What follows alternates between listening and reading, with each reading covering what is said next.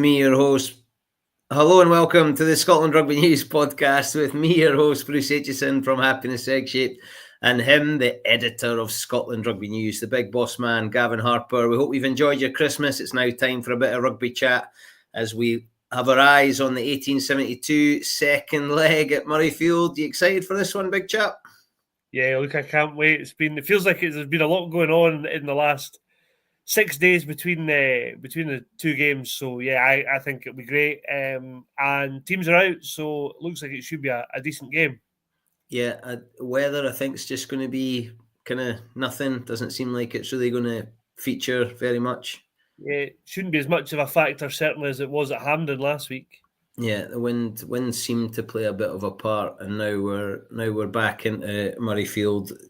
Almost 40,000, trying to get to 40,000, I think.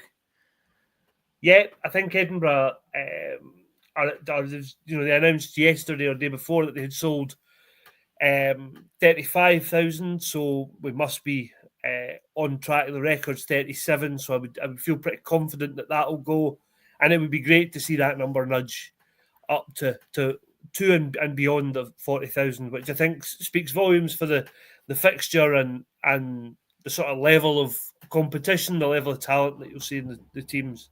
Well, I've still to buy 3 for my wife and kids, so we'll add another 3 to it. I should probably get round to that at some point soon. I would think after you subjected them to watching Edinburgh at Hampden, you might be hoping for a better Edinburgh performance, certainly. Well, I think everybody's hoping for a better Edinburgh performance, so let's not waste any time. I think there's quite a few headlines happening here. Pierre onto the bench, Boan, 2 tries, made a bit of an impact. Like, what are they saying about that one? Yeah, I think a combination of those 2 factors. Boan obviously did well when he came on. Pierre, Sean Everett kind of alluded to the fact he can't start every single game. I'm not sure how much I buy that. I think you want your best players starting your biggest games, but he'll certainly add a fair bit off the Edinburgh bench, and I think it might be seen as being a bit of a slap on the wrists for his fairly silly yellow card at what was a really costly time in the game last week. So yeah, that one, I suppose, see the same response for the Sam Skinner replacing Marshall Sykes, who again, gave away a really silly yellow card at Hampden. So yeah, there are 2 of the 4 changes. Ewan Ashman's out with a shoulder injury.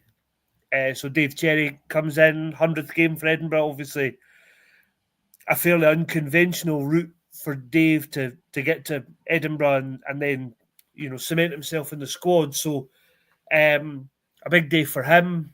And the other one I've completely forgotten is Ben Muncaster at number 8 for Magnus Bradbury, who came off last week and I think has failed an HIA, so clearly the right decision there that he doesn't play. And Muncaster kind of the obvious choice, given that I think he's probably his best position, certainly his preferred position, but he's played a lot at 7 this season. But look, he gets a go. Him against Jack Mann could be a pretty tasty matchup, because actually I thought Jack Mann was excellent at Hampden. So yeah, that'll be an interesting one to watch. Yeah, it's up front. I mean, the backs didn't really get to fire a shot. Duan had that run, but it was from a poor kick and a kick return rather than something that was created for him. So the back line stays as it is. I think let's jump straight to it. Hamish Watson's back in the 23. There'll be a lot of Edinburgh supporters really chuffed with that, and probably questions of, where's he been, what's going. So I'm keen to see when Pierre gets introduced. Do you say to Boan half an hour and then Pierre comes on 10 minutes before half time? Does Pierre come on at half time? I'm interested in that, but I'll be really interested to see when Hamish Watson comes on, because Hamish is only going to come on at 7. Yeah, I think the fact that Crosby can play kind of all across the back row helps in that respect. He probably is the one that will move. If he has to move to, if they have to make a change at number 8, you would imagine Crosby is the one that would move, but it certainly gives Edinburgh a couple of options more than probably they had last week. Sam Skinner, I think Sam Skinner's a terrific rugby player, but he's probably not somebody who's going to come on and change the whole tempo of a game. I think losing Ben Velicott has impacted them in that sense. So now they've got Pierre, Hamish Watson, who could kind of come on and make a real impact. Somebody like James Lang, if he get, but the key there is Edinburgh have got to get ball on the front foot, and the two guys I just mentioned, Pierre and Hamish, can actually help somebody like Mosese do that. So, yeah, you're right. It'll be interesting. Do they get at 50 minutes? Do we see the pair of them unleashed with somebody like Paddy Harrison, who, has been on a pretty upward trajectory, but has kind of struggled at club level this season? So, look, we'll see what happens. I think it'll be an interesting dynamic. Sean Everett's got to get those substitutions right. And like that, like you say, if the first half goes anything like the first half went at Hampden, I wouldn't be surprised to see Sean, given the position it feels like he's in terms of his job, saying, look, we've got to do something here. 25 minutes, 30 minutes. If it's getting away from them, get somebody like Pierre on the pitch. There's more to come off that bit. There's an energy to bring on Paddy, Pierre, Hamish, definitely. Chico, we'd love to come on and spice things up a bit at 9. So there's definite chance to make game changes there. 6 days could feel like a lifetime. If Edinburgh produce something, what is it that's happened in those 6 days? But we've seen this. There's been peaks and absolute troughs for Edinburgh this season. It's consistency everybody keeps talking about. So there's a chance for, they're back at home, chance of being 40,000 folk. Everybody's been bumping their gums about last week's performance. So Edinburgh have got it all to play for, quite literally. Whereas I see some of the Glasgow boys have kind of played it down, that they've got more to them than just the 1872. But it feels like there's a lot hanging on 180 minutes for Edinburgh this weekend. Yeah, totally. For various reasons. We talked there about Sean and his job. He said earlier in the week he has had conversations with David Nusifora. He alluded to them being about player development and pathways. But look, the inconsistency and the fact that Edinburgh haven't won an away game since April, and not at all clearly then this season, will have been on Nusifora's radar, undoubtedly. It feels like the pressure's on for Sean in terms of his position. I think another performance like last week could spell curtains, as Rob Robertson said earlier in the week. So, yeah, I think there's loads to play for. Edinburgh have turned these games round before, having lost the first leg. I think they talked about, after the game, Sean Everett talked about them not playing with the intent and essentially, kicking far too much ball away to Glasgow. So, look, if they get chances on the counter-attack, I think expect the ball to find its way to Darcy and Duhan pretty quick. And I kind of said it, I think, before last week's show to you off-air, that I just get the feeling the 1872 Cup means more now to Edinburgh than it does to Glasgow. And Scott Cummings kind of alluded to that with one eye on probably bigger things at the end of the season. So, yeah, look, there's loads for Edinburgh to play for. But that said, Glasgow put in a workman-like, a really professional performance last week. If they go up another couple of gears, they could be sitting saying, well, we want another bonus point, 10 points out of 10 against Edinburgh. Batty stays, Xander stays, but Johnny Matthews injured. But Gregor Hiddleston's not going to be phased. No, not at all. And I actually think, Max Williamson was probably the player who emerged to cement his place in the team last season. Gregor Hiddleston's well on his way to doing that. I think it looked like a bit of a risk in the summer that Glasgow had, obviously Fraser Brown retired. They let George Turner go to Japan. they brought Grant Stewart back, but you kind of wondered where the senior depth, where the challenge to Johnny was going to come from. And Gregor Hiddleston stepped up into that role perfectly. So, yeah, he certainly won't be overawed. And, could it be the catalyst for him to go on and catch Gregor Townsend's eye? Hooker's not a position where, loads and loads of numbers in, so why not? Yeah, he's got a great chance. The only, Dobie comes in for George Horn, but George Horn drops to the bench. It's almost an embarrassment of riches there at 9 because they're both first choice players who bring a huge amount, love to score tries, love to up the tempo.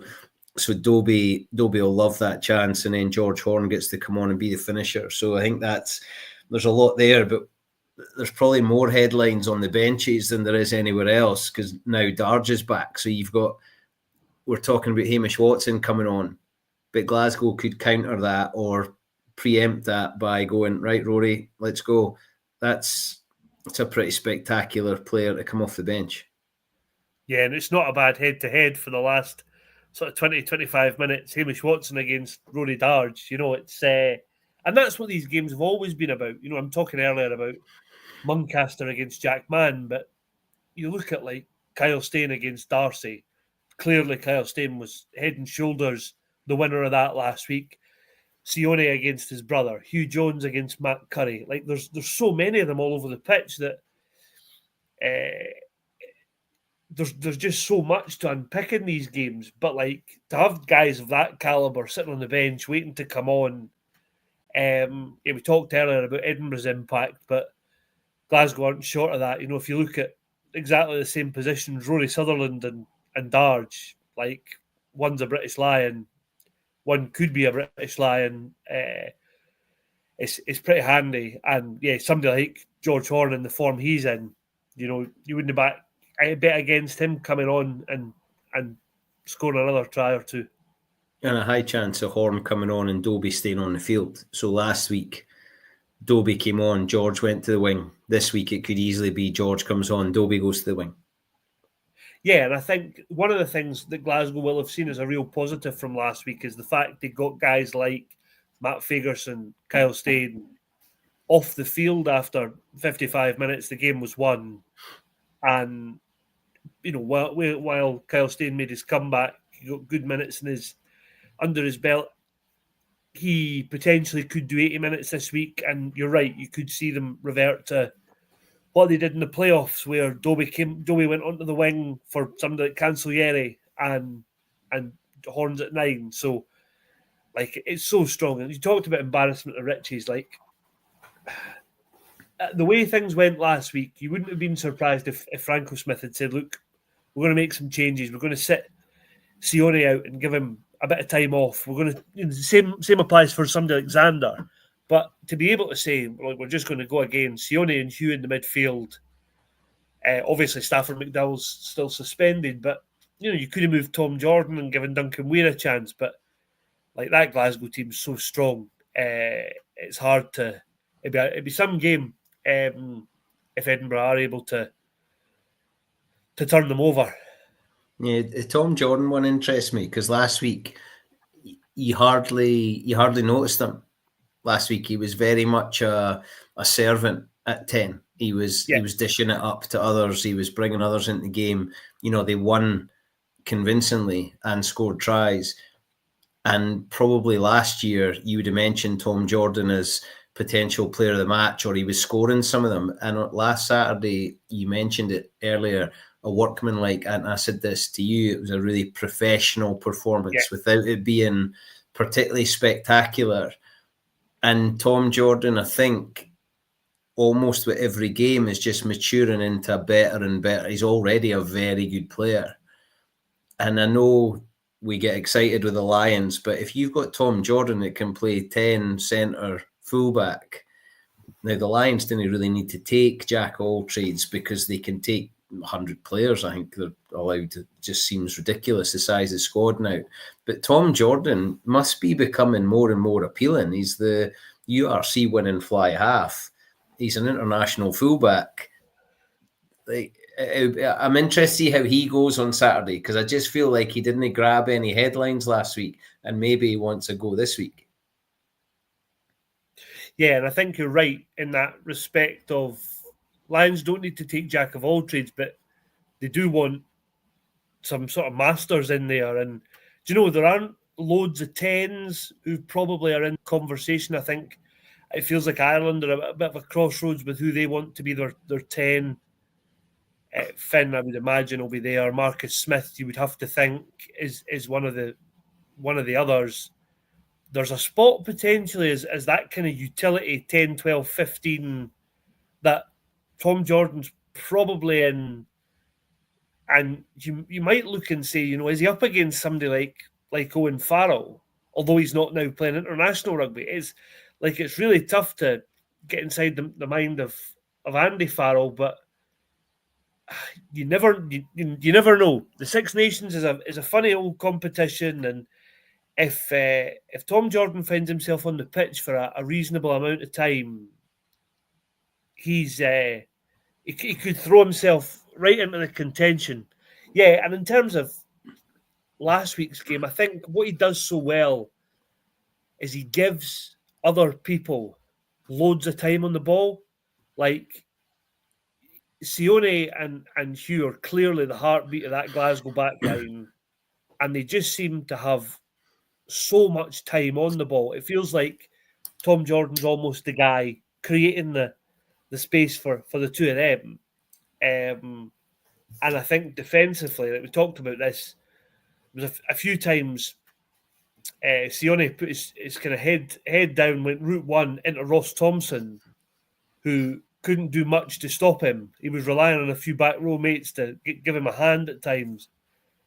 But when Mosese tried the same thing and went head first into Tom Jordan, he's kind of got all the answers because he's essentially still a 12 playing 10. 12's probably the position he wants to play. So, yeah, he's a really interesting case because he's clearly becoming a very, very important part of that Scotland squad, despite only having been in it for a very short period of time. And you think, well, all the debate about Kyle Steyn and Duhan and Darcy, actually, like, how do you get Tom Jordan in the team? It's tough because Finn's your first choice 10, Blair should be the first choice 15. You would think between Kyle Steyn, Darcy Graham, Duhan van der Merwe, that's your first choice wingers. Sione and Hugh Jones are the first choice down 13. So where does Tom Jordan go? Because that's a lot of players to fit into that number of positions. And then on the bench, there's heaps there. I think it's an interesting conversation, and none of it's going to be sorted out on Saturday. But I just wonder if we're going to see more of Tom Jordan this week than we saw last week. I'm interested to Franco because I don't know him at all.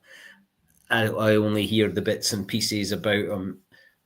I think he almost got the perfect thing last week of we've won well, convincingly. It was out of sight, but we let ourselves go at the end, which means I can still be angry and we can still pick fault, and you can't give in but a sniff. So that was kind of that perfect balance of bonus points secured, performed reasonably well, but we've got heaps to work on and you can't give them an inch. So not that motivation would be lacking this week. What's the chat coming out of Glasgow and Franco this week? Well, one thing I would say about that is I think even if Glasgow had won 33-0 or if it had been 42-0, Franco is so minded that he would have found faults. He would have picked through that Glasgow performance and said, look, I'm not happy with A, B, and C. I think the two tries probably give us and give spectators a chance to say, here are twice Glasgow switched off in the last. The yellow card clearly was an accumulation of penalties that they won't be pleased with. I think for Glasgow, it'll be about, can they go up that extra couple of levels to play at their absolute peak? Because, we've said it a few times now, they didn't kind of come anywhere close to that at Hampden, despite it being pretty comfortable. So, look, I think it's really interesting. Franco spoke a wee bit earlier. We'll have a piece on the site later on just about how Glasgow approach it. I don't suspect they'll defend a 19-point 1872 Cup lead. I imagine it's very much, from their point of view, 0-0 again, and they come out to try and win the game, probably with one eye on that 4-try bonus point, as they've kind of it feels like Glasgow always have that one eye on kicking the corner, quick tap penalties, and all that kind of stuff. Whereas I think if Edinburgh are in the game and it's tight, they will probably look to keep the scoreboard ticking over with 3 points rather than absolute laser focus on going to the corner and stuff. You reckon? I think Edinburgh will go for corner. I'm not convinced about the threes. I think when you add Dave Cherry, Sam Skinner, and but I think when you add those two, that pack becomes a bit feistier, more aggressive. It's really direct. Dave Cherry and Sam Skinner are going to be really direct. Not that Marshall, I think, isn't, but I just think and Dave's got that experience and edge, and he's been around, and he's an Edinburgh boy. I think there's a lot there.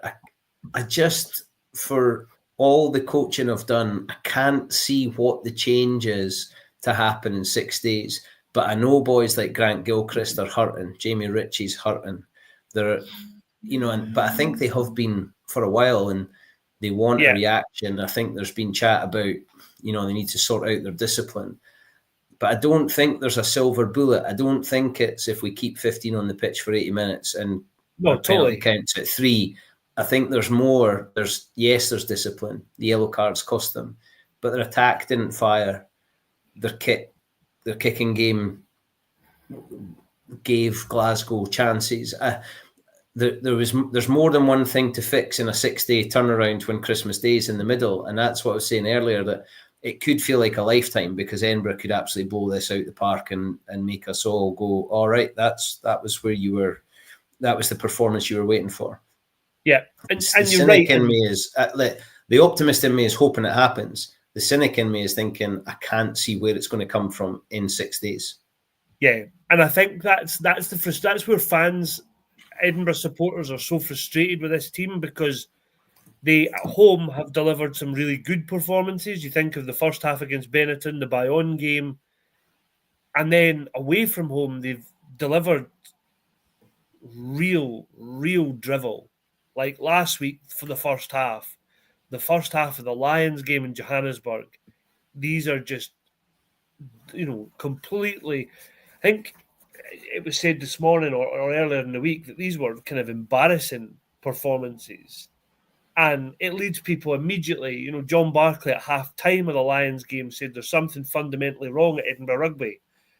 And it leads to these kind of conversations, people talking about Sean's future all the time because it feels like they've never fully put them to bed. I don't think they do that. Even if they beat Glasgow, I don't think those conversations stop. I think what they do, though, is say, look, Edinburgh are a team that have got the potential to deliver big results. But as we talked about right at the start, that piece about consistency is that the thing they still need to sort out. The other thing I think is interesting is there's a while before they play again. These teams get the first weekend in January off. So if either team, but more pertinently to Edinburgh because they did it last week, if they deliver another poor performance, they've got to kind of stew on that for a couple of weeks. And, we talked about 6 days feels like a lifetime. Well, imagine how long 2 weeks would feel. Yeah, the 2 week thing would be tough because guys like you have got to write stuff in that time. And what do? Well, you got to find something to write about, and folk have got to find stuff to talk about, and then your imagination starts running wild. I get what you mean, but Edinburgh have got to start somewhere. And if they can beat Glasgow, yes, that's not solving everything, but it's the first step to what is going to be solved. And Sean Everett brought in Matthew to sort the attack. He's not been there long. Players are signing new contracts, so there's a few of them probably feeling a bit more secure about the future and what's going on. Six Nations is round the corner, British Lions in the summer. So the motivation is there. There's motivation for every single person in that group. And Glasgow's the first game. But, flip that around. Glasgow Warriors players and staff couldn't care less about any of that. They want to win and keep climbing. A lot of the Glasgow Warriors supporters, Edinburgh is likely their second team. While they want to win and win well, they want Edinburgh to be doing well because most of them are Scotland supporters as well, and they want two strong teams. So it's a really strange situation. A lot of Edinburgh fans were delighted that Glasgow won the URC.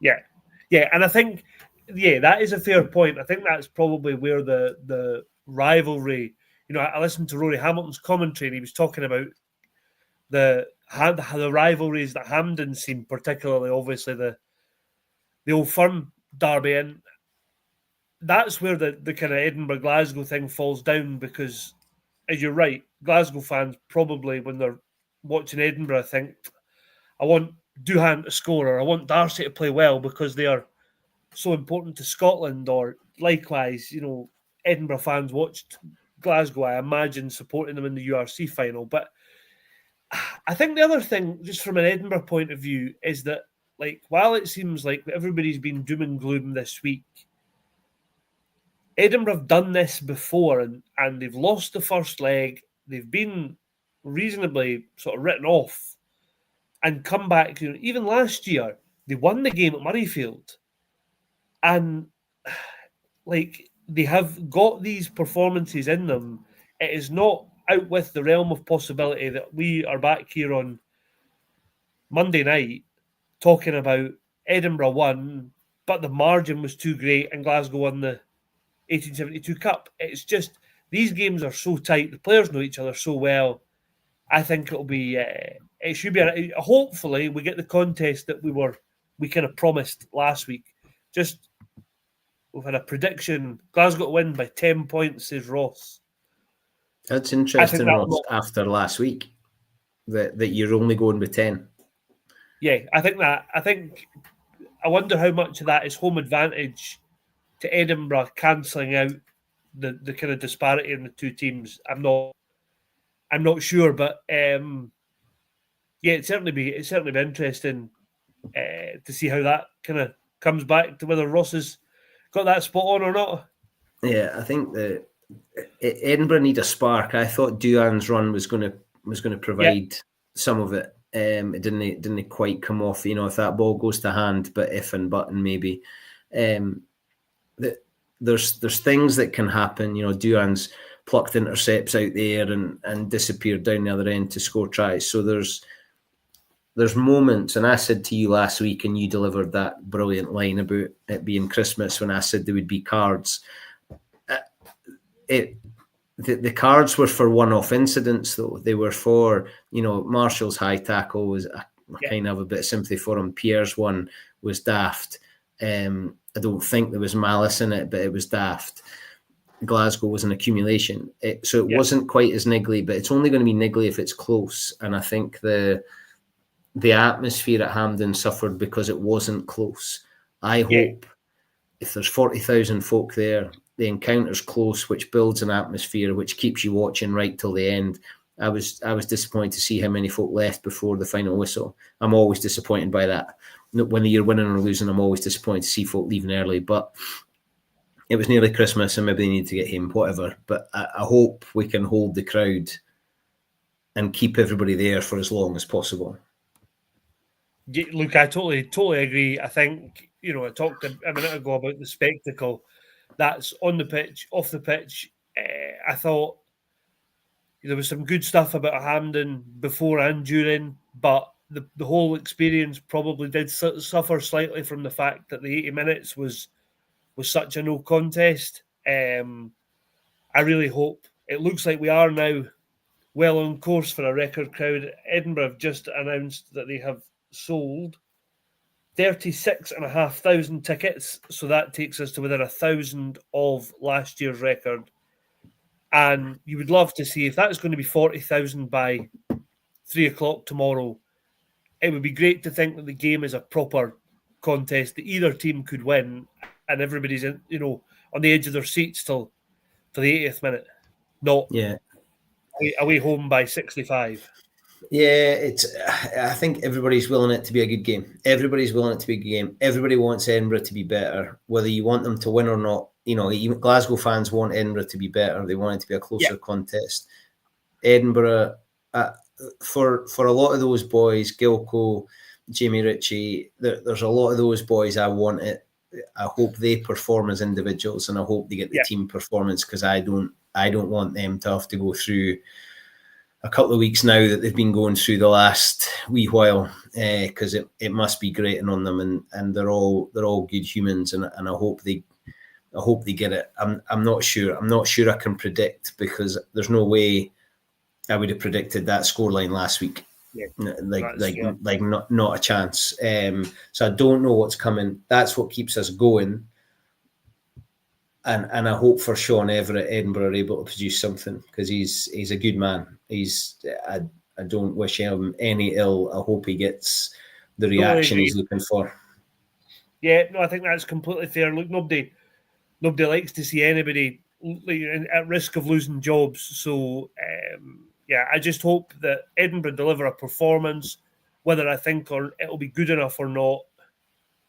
I'm not convinced, but I think a lot of the criticism will be answered if Edinburgh can deliver as close to their best performance as they sort of have come to this season.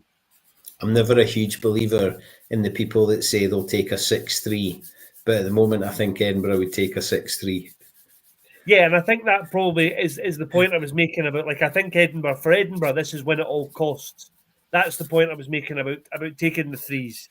But when you say that, Glasgow are going to score tries, so can you afford to just take 3? And Edinburgh have, for the last, probably, even with Cockers, because they had so much belief in their driven line-out, Edinburgh have kicked to touch a lot in positions where I would have thought you would keep the scoreboard ticking over.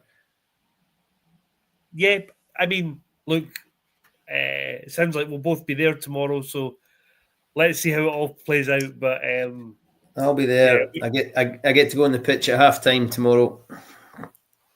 Don't leave your seat. Make sure you're there at halftime tomorrow. There's a nice little challenge at halftime tomorrow. Will we recognise you, or are you going to be in some sort of costume dressed as Flinty? No, I won't be. Although I do fancy a shot as mascot. I do. My youngest daughter's keen to be the mascot at some point, but because she's about 3 foot tall, I'm not convinced she's going to be there for a while. But I do fancy a go. It's about the only job I've not done at Edinburgh. No, I hope 40,000 folk. Good game. I don't know what the result's going to be, and there's nothing I can do to impact that anyway. But I hope everybody leaves feeling a bit more confident and happier than maybe some are arriving. I can't pick it, big fella. I cannot pick it. No, I can't either. I certainly think rightly Glasgow are obviously heavy favourites, but stranger things have happened. Yeah, they have indeed. Well, big fella, enjoy the rest of your day. I'll see you at Murrayfield tomorrow, and hopefully it's a belter. Make sure you subscribe, 18 quid for a year or £4 for 4 months. Get involved. There's loads coming, and let's face it, with Six Nations round the corner, you definitely need to get yourself involved. We'll see you all again very, very soon. And if you're at Murrayfield tomorrow, come and say hello to me and the big fella. Catch you all soon.